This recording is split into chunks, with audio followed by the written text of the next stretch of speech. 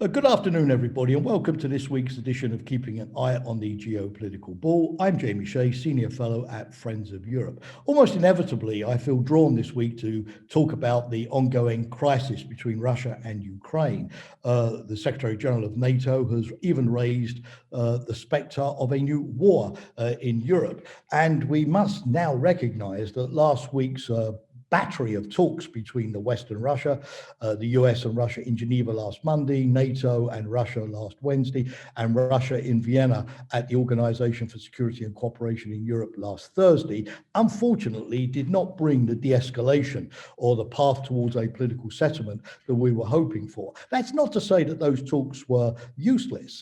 For example, it was the first time that NATO had sat down with the Russians since July 2019. As Winston Churchill would have put it, jaw is always better than war. And if there was no narrowing of the differences, at least the talks allowed diplomats to buy a bit of time, and at least it allowed each side to understand the other's position better, and it allowed both sides to send messages to each other about their intentions. But there was also a positive element in that at least the talks demonstrated that the West is united. That's very important when dealing with the Russians, who love to sort of probe for differences which they can exploit. It also allowed the West to come closer on a package of heavy sanctions, which would punish Moscow severely for any encroachment on Ukraine. And it at least also allowed the West to put some constructive ideas on the table, which could be attractive to Russia, not accepting, of course, the Russia's maximalist demands that NATO should give up its enlargement or it should retreat back to its pre-1997 borders. The West is never going to accept that, but at least to get together with Russia on issues like military transparency, limitations on exercises, arms control, confidence building, the kind of things that could prevent incidents and make launching a new war more difficult. But of course, the minus side after 1 week's talking was that unfortunately, there's been no de-escalation. The threat to Ukraine from Russia has only gone up by about 27 extra thousand extra Russian troops today on Ukraine's border. Secondly, the Russians have not backed off from their maximalist demands, even now asking NATO and the US to provide written guarantees within 1 week. And thirdly, and I think most importantly, there is a danger that the more this crisis goes on and the more Russia uses military pressure, the more President Putin will paint himself into a corner where he feels that he will lose prestige if he doesn't do something and gain something by lashing out against Ukraine in order to justify the build-up and this whole crisis. And of course, having now successfully used Russian troops in Kazakhstan in recent days to support an embattled president against his own people, Putin may feel emboldened to do exactly that. So what's the way ahead?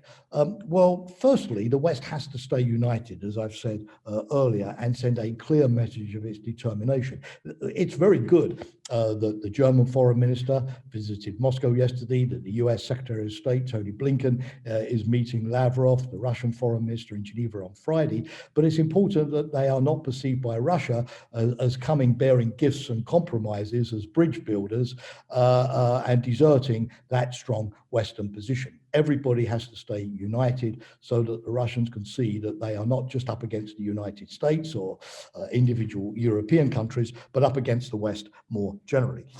Secondly, it's very important that we assist Ukraine.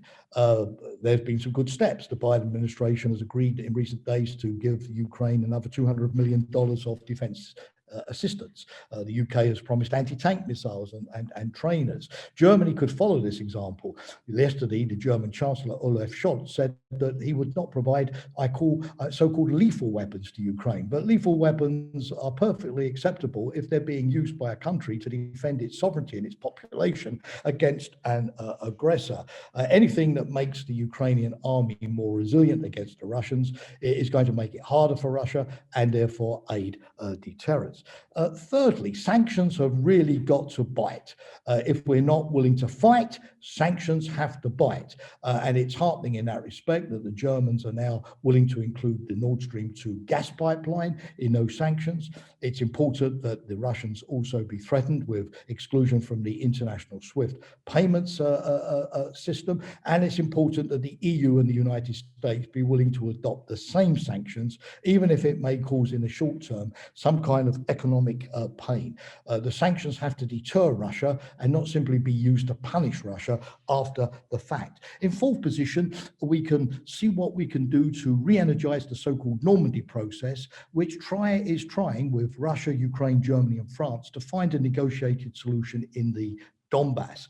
Maybe the United States or others could join that process. We could look for new ideas and guarantees that if the Ukrainians implement their undertakings, Russia will do the same. I think it's the time also to prepare for a humanitarian crisis. It may be unpalatable, but we could anticipate large numbers of Ukrainians fleeing the country in the face of a Russian invasion. We have to be better prepared to handle that than we've handled previous rounds of mass migration. NATO too will, of course, inevitably have to think about beefing up its defenses in Central and Eastern Europe now that Russia has come much closer, more permanently, and in a much more aggressive way than was the case when Russia annexed Crimea back in 2014. The way in which Russia is now establishing itself in Belarus, close to Ukraine, close to the Baltic states and Poland, is worrying. But above all, it's time to recognize that the hopes that the Biden administration had, that we all had a year ago, of a stable, I quote, and predictable relationship with Russia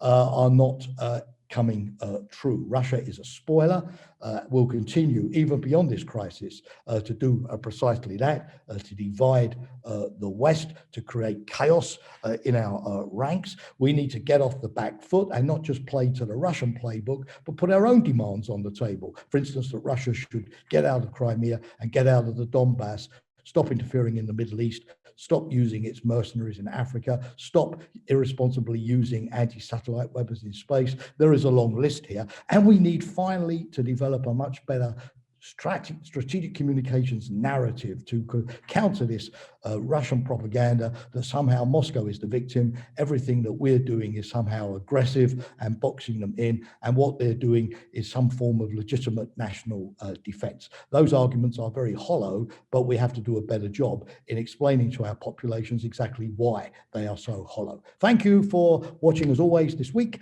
Look forward to hopefully having you as my listeners and viewers this time next week. Bye for now.